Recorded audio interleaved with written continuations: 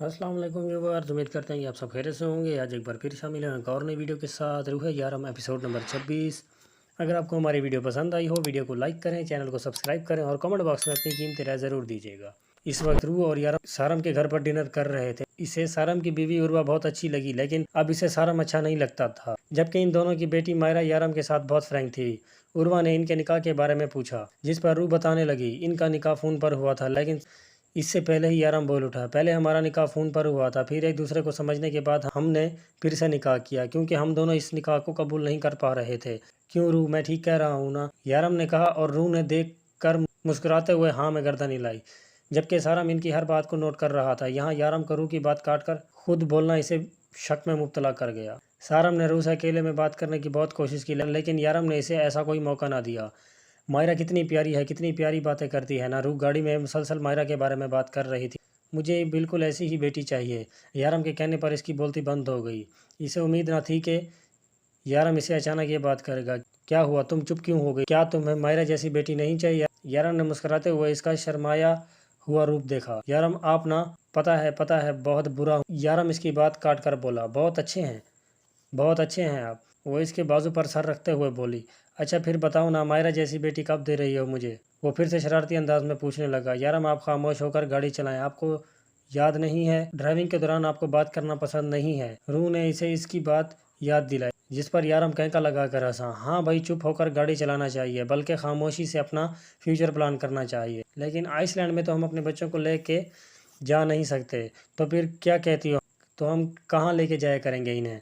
यारम फिर शरारती अंदाज में पूछने लगा। यारम, रूह ने घूर कर इसका नाम पुकारा, जिस पर एक बार फिर से यारम का कहका गूंजा। यारम अपने ऑफिस रूम में न जाने क्या कर रहा था। यारम ने इससे कहा था कि सब कुछ छोड़ने में इसे वक्त लगेगा, एक एक चीज़ का ख्याल रखना पड़ेगा। वो अचानक ये सब कुछ नहीं छोड़ सकता। रूह काफ़ी देर इसका इंतजार करती रही, फिर सो गई। रात का न जाने कौन सा पैर था जब इसे अपने ऊपर कुछ भारी सा महसूस हुआ।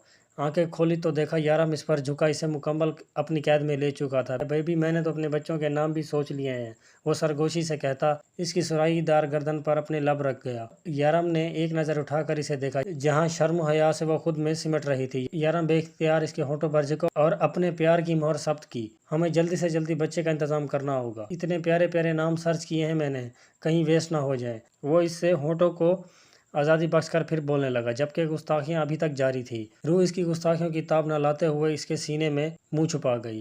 वो भागते हुए जा रही थी। यारम तेजी से कदम उठाता इससे दूर हो रहा था। वो इसके पीछे भागती से पुकार रही थी और फिर यारम इससे दूर चला गया और इसकी आंख खुल गई। इसने अपने आगे पीछे देखा, जहां कमरे में वो बिल्कुल अकेली थी। वो तेजी से बाहर आई। इस वक्त वो सिर्फ यारम को देखना चाहती थी। बाहर आकर इसने शिफा से पूछा, तो इसने कहा कि यारम काम पर जा चुका है। इसकी बेचैनी हद से ज़्यादा सवार होने लगी। यारम अपने काम पर जा चुका था। इसने अपना फ़ोन निकाला और बाहर आकर यारम का नंबर मिलाने लगी। 2-3 बार बजने के बाद बंद हो जाता, लेकिन यारम आगे से फ़ोन ना उठाता। इसे मज़ीद घबराहट होने लगी। इस वक्त इसे सिर्फ यारम को देखना था। या अल्लाह, यारम बिल्कुल ठीक हो। वो अल्लाह से दुआ मांगती, बार बार फ़ोन मिलाती रही, लेकिन यारम आगे से फ़ोन ना उठाता। फिर इसने एक फ़ैसला किया और कदम बाहर की तरफ उठाए। बाहर आकर मुलाजमीन से कहा कि इसे यारम के ऑफिस जाना है। इसने 1 मिनट सोचा, फिर इससे गाड़ी का दरवाज़ा खोलकर बैठने को कहा और कुछ ही देर के बाद वो यारम के ऑफिस में थी। मासूमा के अलावा और कोई न था जिसे वो जानती थी। इसने मासूमा से यारम के बारे में पूछा तो उसने मुस्कुराते हुए बताया कि वो साइट पर गए हैं और वो फ़ोन इसलिए नहीं उठा रहे हैं क्योंकि इनका फ़ोन यहाँ ऑफिस में पड़ा है। लेकिन तुम इतनी घबराई हुई क्यों हो? मासूमा ने रूह से पूछा। मासूमा, प्लीज़ मुझे यारम के पास लेकर चलो, मैं एक बार इन्हें देखना चाहती हूँ। रूह ने अपने कांपते हुए हाथों से मासूमा का हाथ थामा। ठीक है रूह, तुम घबराओ मत, मैं तुम्हें अभी सर के पास ले चलती हूँ, मासूमा ने कहा और इसे अपने साथ चलने को कहा। रूह बिना कुछ बोले इसके साथ चल दी। मैंने तुम्हें समझाया था ना कि डेविल के साथ गद्दारी करने वालों को डेविल नहीं बख्शता, लेकिन तुमने मेरी बात नहीं सुनी। अब तुम्हें इसकी सज़ा ज़रूर मिलेगी। डेविल, खुदा के लिए मुझे माफ़ कर दो। मैं आइंदा तुम्हारी खबर किसी तक नहीं पहुंचाऊंगा। मैं सब कुछ छोड़ दूंगा। मैं पाकिस्तान चला जाऊंगा। खुदा के लिए मेरी जान बख्श दो। वो रोते हुए इसके पैर पकड़ने लगा। यारम के कानून में गद्दारी के लिए कोई माफ़ी नहीं, सिर्फ एक सज़ा है। यारम ने हाथ में पकड़े ब्लेड की तरफ इशारा किया और इसके साथ ही वो ब्लेड इसकी कलाई पर चलाने लगा। आदमी दर्द से तड़पने लगा। इसके चीखने चिल्लाने की आवाज़ें दूर दूर तक जा रही थी। यारम का ब्लेड किसी सांप की तरह रेंगता हुआ इसके जिस्म पर चल रहा था। इसके जिस्म पर सुर्ख लकीरें बन रही थी। वो ऊंची ऊंची आवाज़ में रो रहा था, लेकिन यहाँ तरस खाने वाला कोई न था। डेविल, प्लीज़ जल्दी करो, मेरे कान में दर्द होने लगा है। शारफ ने कहा। जल्दी नहीं, मुझे मज़ा नहीं आएगा। यारम ने मुस्कुरा कर कहा, डेवल प्लीज़ जल्दी करो, मुझे और भी काम है। खिज़र ने कहा, तुम लोग कभी भी सुकून से मुझे मेरा काम नहीं करने देते। यारम ने ब्लेड इस आदमी की गर्दन पर दे मारा। फिर आदमी की चीख के साथ एक और चीख बुलंद हुई। यारम ने जैसे ही पलट कर देखा, रूह ज़मीन पर बेहोश पड़ी थी। वो तेज़ी से इसकी तरफ आया और इसे उठाने लगा। क्या हुआ है इसे? कौन लाया है इसे यहाँ पर? यारम ने गुस्से से मासूमा की तरफ देखा, जो खुद बुरी तरह से घबराई हुई खड़ी थी। सर, मुझे नहीं पता कि आप लोग यहाँ इसलिए आए हैं। आप लोग तो बात करने आए थे। रूह काफ़ी घबराई हुई थी, इसलिए मैं इसे यहाँ ले आई। मासूमा ने अपनी सफाई पेश की, जबकि यारम का दिल चाहा कि वो इसका मुंह तोड़ दे। इतनी मुश्किल से इसने सब कुछ ठीक किया और मासूमा की एक गलती की वजह से सब कुछ फिर से बर्बाद हो चुका था। रूह की हालत बता रही थी कि वह सब कुछ सुन नहीं बल्कि अपनी आंखों से देख भी चुकी है। यारम ने एहतियात से इसे उठाया और वहां से सीधा निकल गया। वो भी खिजर के साथ इसके पीछे जाने लगी, जब शराफ ने इसे पकड़कर जोरदार थप्पड़ इसके मुंह पर मारा। तुम बातों से सुधरने वाली नहीं हो मासूमा, तुम्हें ट्रीटमेंट की ज़रूरत है। डेविल की टीम में काम करने वाले लोग इतनी गलतियां नहीं करते। अपने मुंह पे हाथ रखी मासूमा हैरान और परेशान नज़रों से शारफ को देख रही थी, जबकि इसे इसकी गलती बताकर सजा देकर शारफ ये जा वजा हो चुका था। वो इसे सीधा लेकर घर आया था। डॉक्टर घर पर ही इसे चेक कर रहा था। शारफ, खिजर, मासूमा, लैला सब लोग यहाँ पर थे। सब लोग अपनी अपनी जगह परेशान थे, लेकिन यारम की हालत इन सबसे मुख्तलिफ थी। वो एक सेकंड के लिए भी आराम से ना बैठा, बल्कि मुसलसल टहल रहा था। वो शायद आगे के बारे में जानता था। कितनी मुश्किल से इसने रूह को अपना एतबार दिलवाया था और सब पर पानी फिर चुका था। मासूमा कितनी बार इसके करीब आकर माफ़ी मांगने की कोशिश कर चुकी थी। मासूमा, मैं इस वक्त कुछ नहीं सुनना चाहता, कुछ भी नहीं। इसने अल्फाज अलग अलग करके अदा किए तो मासूमा खामोश होकर बैठ गई। मासूमा जानती थी कि शारफ इससे नाराज़ है। वो पहले से ही इस पर बहुत गुस्सा है। अब तक मासूमा ने जो इसके साथ किया, इसकी वजह से शारफ इसे सीधे मुंह बात भी नहीं कर रहा था। लेकिन फिर भी मासूमा इतनी बड़ी कसूरवार ना थी। इसने शारफ को भी नहीं कहा था वो इसे चाहती है या इसे शादी करेगी। इसने तो हमेशा शारफ के जज्बात को भटकने से रोका था। इसने हमेशा यही कहा था कि वो यहाँ सिर्फ अपने बाबा की मौत का बदला लेने आई है, ना कि घर बसाने। जबकि लैला अब अपना सारा वक्त खिजर के साथ गुजारती थी। वो खिजर को समझने लगी थी। वो बज़ाहिर एक दूसरे के दोस्त थे, लेकिन खिजर के अंदर एक उम्मीद जागी थी, क्या पता लैला इसकी मोहब्बत को कबूल कर ले। जबकि लैला को अब खिजर का साथ अच्छा लगता था। फारिग वक्त में वो अक्सर इकट्ठे नजर आते थे, यहाँ तक कि लैला अब खिजर को अपना बेस्ट फ्रेंड भी कहने लगी थी। रूह को होश आए काफ़ी वक्त हो चुका था, लेकिन किसी में इतनी हिम्मत ना थी कि अंदर इसके पास जाए। मैं जाकर बात करूं? लैला ने कहा। नहीं, मैं खुद जाऊंगा, यारम ने धीमी आवाज़ में कहा। तो फिर जाओ और बताओ इसे, और अब मज़ीद कोई भी झूठ बोलने की ज़रूरत नहीं है। मुझे समझ नहीं आता डेवल, तुम झूठ से सबसे ज़्यादा नफरत करते थे और अपनी ही मोहब्बत से तुम इस हद तक झूठ बोल रहे हो। खिजर ने इसके कंधे पर हाथ रखते हुए कहा। हाँ, क्योंकि मैं इसे खोने से डरता हूँ खिजर, मैं इससे बहुत प्यार करता हूँ, मैं इसे नहीं खो सकता। वो कहती है कि मैं सब कुछ छोड़ दूँ, लेकिन मैं ये सब कुछ छोड़ नहीं सकता। जाने कितने ही लोग हैं जो ये सोचकर सोते हैं कि अल्लाह इनके लिए किसी न किसी को ज़रूर भेजेगा जो आकर इनकी तकलीफ दूर करेगा, और मैं इन लोगों की उम्मीद नहीं तोड़ सकता। लेकिन रूह से दूर भी नहीं हो सकता। रूह मेरी जान है, मैं नहीं रह सकता इसके बगैर।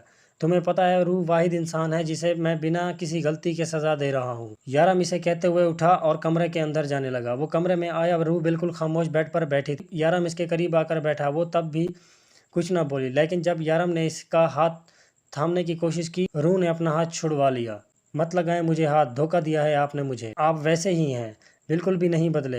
नहीं रह सकती आपके साथ, मुझे नहीं रहना यहाँ, मुझे पाकिस्तान भेजें, मैं अपने घर वापस जाऊंगी। रूह इसे देखकर बोली, प्लीज़ मेरी बात को समझने की कोशिश करो, मैं तुमसे बहुत प्यार करता हूँ, लेकिन मैं ये सब कुछ नहीं छोड़ सकता। तो ठीक है, मुझे छोड़ दें। रूह इसकी बात काटते हुए बोली, लेकिन इसकी बात मुकम्मल होने से पहले यारम का खबरदार जो ऐसी बकवास दोबारा की। वो एक हाथ से इसके बाल अपनी मुट्ठी में पकड़ते हुए बोला, मैं नहीं रहूंगी यहाँ, चली जाऊंगी यहाँ से, और आप मुझे ज़बरदस्ती यहाँ नहीं रख सकते। मुझे मेरे घर वालों के पास जाना है। आप एक बेहिस और बेरहम इंसान हैं, और आप जैसे इंसान के साथ ज़िंदगी नहीं गुजारी जा सकती, बल्कि आपको तो इंसान कहना भी इंसानियत की तौहीन है। किसी की जान लेने वाला इंसान नहीं हो सकता। मुझे यहाँ नहीं रहना, मुझे पाकिस्तान वापस जाना है, मेरे घर जाना है, अपने घर वालों के पास। वो चिल्ला चिल्ला कर बोली, कौन से घर और कौन से घर वालों की बात कर रही हो रूह? इन लोगों की जिन्होंने तुम्हें बेच दिया। कोई हंसी खुशी तुम्हारा निकाह नहीं करवाया गया था, तुम्हें बेचा गया था। यहाँ तुम्हारे नाम की दौलत पर वो लोग ऐश कर रहे हैं। तुम्हें बेचकर जो रकम मिली थी इस पर जी रहे हैं। रूह, तुम्हें दुनिया में कोई इतना प्यार नहीं करता जितना सैयद यारम काज़मी करता है। मेरे प्यार का मुकाबला इन लोगों के साथ मत करो। मैं बेहिस हूँ, बेरहम हूँ, लेकिन इतना गिरा हुआ नहीं हूँ कि अपनी खुशियों के लिए किसी को बेच दूँ।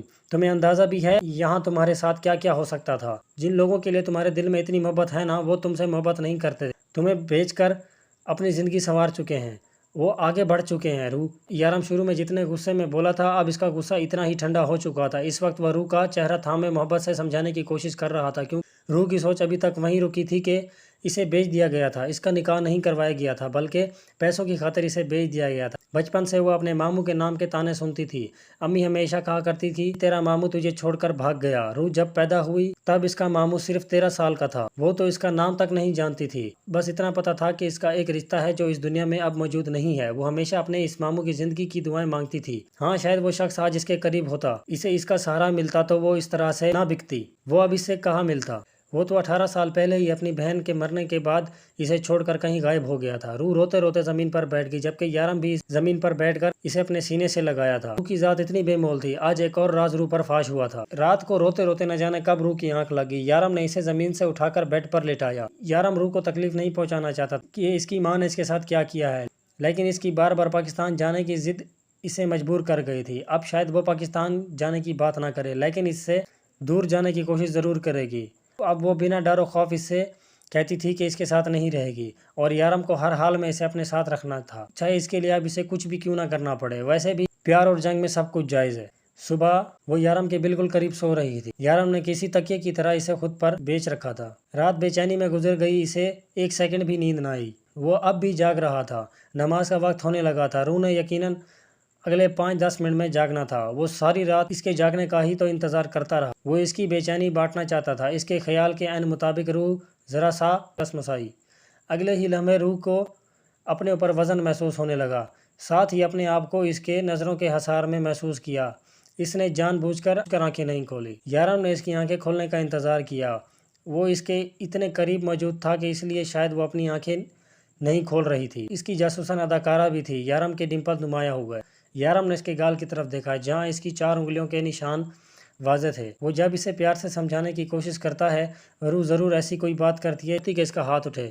کل رات بھی اس نے ایسا ہی کیا، اور یارم کا ہاتھ اس کے چہرے پر چھپ گیا۔ یارم بے ساختہ اس کی گال پر اپنے ہونٹ رکھے نہ جانے کتنی دیر اپنے ہونٹوں کی پیاس بجھاتا رہا۔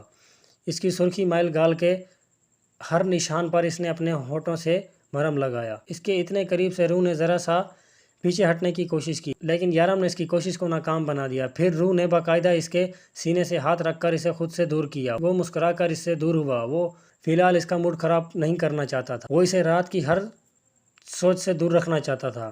یارم آہستہ سے اس کے قریب سے اٹھ کر سیدھا ہوا۔ سویت دیکھ کر بالکل بھی فری ہو جاتے ہیں۔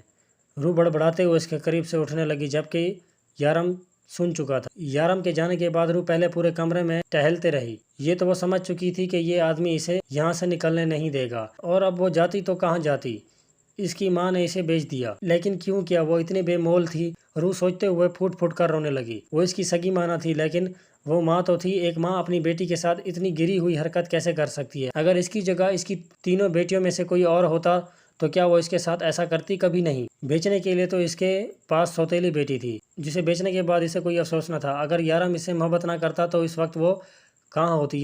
یہ سوچ اس کے دل کے کئی ٹکڑے کر رہی تھی۔ یارم جیسے قاتل کے ساتھ یہاں اس کا رہنا ناممکن تھا، وہیں وہ اپنی ماں کے پاس بھی نہیں جا سکتی تھی۔ اپنی بے بسی پر جتنا رو سکتی تھی وہ روئی، پھر اٹھ کر باہر آ گئی۔ اگر یارم سب کچھ چھوڑ دیتا تو وہ اس کے ساتھ ایک نئی زندگی کی شروعات کرتی، لیکن اب نہیں۔ یارم کبھی نہیں بدل سکتا، وہ ایک درندہ تھا، اس لیے اس نے یارم کو چھوڑنے کا فیصلہ کر لیا۔ روح کی زندگی میں یارم جیسے کسی شخص کی کوئی جگہ نہ تھی۔ وہ ایک قاتل کے ساتھ ساری زندگی نہیں گزار سکتی۔ اسے بہت پیاس لگ رہی تھی۔ وہ سیدھی کچن میں آئی۔ ابھی اس نے فریج سے پانی کی بوتل نکالی ہی تھی کہ سامنے ٹیبل پر اسے شفا کا فون نظر آیا، جبکہ وہ دونوں باہر دھوپ میں بیٹھی تھی۔ روح نے جلدی سے فون اٹھایا اور اپنے کمرے میں آئی۔ یارم کس طرح سے اس حرکت پر نظر رکھے ہوئے تھا وہ نہیں جانتی تھی، لیکن اس کی باتوں سے یہ اندازہ لگانا مشکل نہ تھا کہ وہ اسے پل پل کی خبر رکھتا ہے۔ اس کی چوری سے لے کر اس کے آفس روم تک جا کر ثبوت ڈھونڈنا، یارم کسی نہ کسی طریقے سے اس پر نظر رکھے ہوئے تھا۔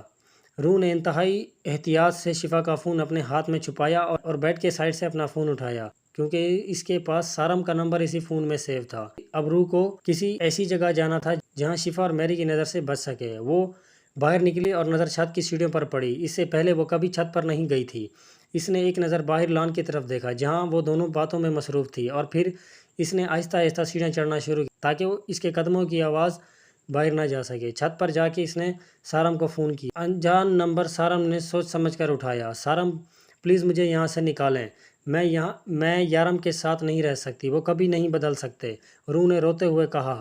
سارم کو بے ساختہ اس پر ترس آیا۔ وہ نہیں چاہتا تھا کہ اس کی اور یارم کے بیچ इस मासूम के साथ कुछ गलत हो। वो ये तो समझ चुका था कि अब रूह इसकी कोई मदद नहीं कर सकती। अब इसे यारम के पास रुकना बेमकसद था। वो अपने मतलब के लिए एक मासूम लड़की का इस्तेमाल नहीं कर सकता था। रूह, तुम इस वक्त कहाँ हो? मैं लोकेशन ट्रेस करके वहाँ पहुँचता हूँ, तुम बस वहाँ से निकलो, सारम ने इसे समझाते हुए कहा। लेकिन सारम, मैं यहाँ से कैसे निकलूंगी? मैं तो छत पे हूँ, आपसे छत पर आकर बात कर रही हूँ। बाहर लॉन में वो दोनों बैठी हैं, गाड़ी के करीब ड्राइवर खड़ा है और बाहर दरवाजे पर चौकीदार है। मैं यहाँ से निकल नहीं सकती, रूह ने रोते हुए कहा। इसका मतलब था कि रूह के साथ हर वक्त कोई ना कोई था। छत के आगे पीछे देखो, कहीं तो कोई जगह होगी निकलने की, सारम ने इसे समझा कर कहा। तो वो छत से आगे पीछे वहां से निकलने की जगह ढूंढने लगी। यहाँ पर एक छोटा सा दरवाज़ा था जो बाहर छोटी सी रोड पर खुलता है, लेकिन छत इससे बहुत ऊंचाई पे थी। मैं वहां नहीं जा सकती, रूह ने बेबसी से कहा। रूह, फासला और ऊंचाई मत देखो, अगर तुम ये सब कुछ देखती रही तो वहां से कभी निकल नहीं पाओगी। तुम्हें हिम्मत करनी होगी। मैं तुम्हारी लोकेशन पर पहुंचता हूं, तुम अपना पासपोर्ट, वीज़ा और कार्ड उठा लाओ, अगर मुमकिन हो तो। सारम फोन बंद कर चुका था। रूह ने हिम्मत जमा की और एक बार फिर से वो दरवाज़ा देखा। वो जल्दी से नीचे आई। शिफा का फ़ोन एहतियात से इसकी जगह पर रख जहाँ से उठाकर ले गई थी। वो कमरे में आई और कमरे की सब खिड़की दरवाजे बंद कर दिए। फिर बेड पर लेटकर लाइट ऑफ कर दी। इसने बड़ी मुश्किल से अंधेरे में अपना कार्ड, वीज़ा और पासपोर्ट निकाला। सारम ने इसे कहा था कि ज़रूर कमरे में CCTV लगा है जिससे वो हर वक्त तुम पर नज़र रखता है। इसने सारम के आइडिया के मुताबिक काम किया था। वो अपनी चीज़ें उठाकर एक बार फिर से आकर बेड पर लेट गई। रूह ने सारे कागज़ अच्छे से छुपाए और लाइट ऑन करके बेजारी देखने लगी, ताकि वो ये दिखाने में कामयाब रहे कि इसे नींद नहीं आ रही और वो ज़बरदस्ती सोने की कोशिश कर रही है। फिर वो मुंह बनाती बाहर निकल आई और एक बार फिर से घूमने लगी। वो चलते चलते एक बार फिर से सीढ़ियाँ चढ़ने लगी। वो छत पे आई और अपनी सारी हिम्मत जमा करके आंखें बंद करके छत से कूद गई। अच्छी खासी चोट लगी थी, रोना भी बहुत आया, लेकिन इस वक्त अपने रोने का प्लान कैंसिल करती वो दरवाजे की तरफ आई। कूदने की वजह से जिस्म का एक एक हिस्सा दर्द करने लगा था। वो दरवाज़ा खोलकर तेज़ी से बाहर की तरफ भागी, जहाँ पीछे इसे ऐसा लगा कि कोई गाड़ी इसका पीछा कर रही है। पलट कर देखा तो सारम अपनी गाड़ी के साथ इसके पीछे आ रहा था। वो भागकर इसकी तरफ आई और इसकी गाड़ी में बैठ गई। रूह, तुम्हें तो बहुत ज़्यादा चोट लगी है, इसने रूह की कलाई देखते हुए कहा, जहाँ से खून निकल रहा था। चोट बहुत ज़्यादा लगी है, तुम्हें पहले हॉस्पिटल चलना होगा, सारम ने फिक्रमंदी से कहा, जबकि वो अपने आंसू रोके सिर्फ हाँ में गर्दन हिला गई। यारम अपने ऑफिस में आया, जहाँ वो लैला को बहुत ही ज़रूरी काम देकर गया था। लैला, सब कुछ ठीक है ना? वो इसके करीब आकर पूछने लगा। जो इसकी सीट पर बैठी इसे देखते ही उठकर खड़ी हो गई। हाँ डेवल, सब कुछ ठीक है। रूह ने पहले सोने की कोशिश की मगर इसे नींद नहीं आई, तो फिर आगे पीछे घूमने लगी और अब वो छत पर है। मेरे ख्याल से इसे इस वक्त तक घर का चप्पा चप्पा याद हो चुका होगा, लैला ने मुस्कुरा कर कहा। यारम अपनी सीट पर बैठकर इसे देखने लगा। वो इसे कहीं भी नज़र ना आई, शायद वो छत पर थी और छत पर कोई भी CCTV कैमरा नहीं लगा था। इसने शिफा को फ़ोन करके रूह को देखने को कहा, क्योंकि छत पर कोई भी ऐसी चीज़ ना थी जिसे वो नज़ारा बनाकर देख सकती। थोड़ी देर के बाद शिफा ने घबराकर फ़ोन करके इसे बताया कि रूह घर पर नहीं है, मैं तुम्हें इसके लिए माफ़ नहीं करूँगा। यारम ने मुठ्ठियाँ बेचते हुए कहा।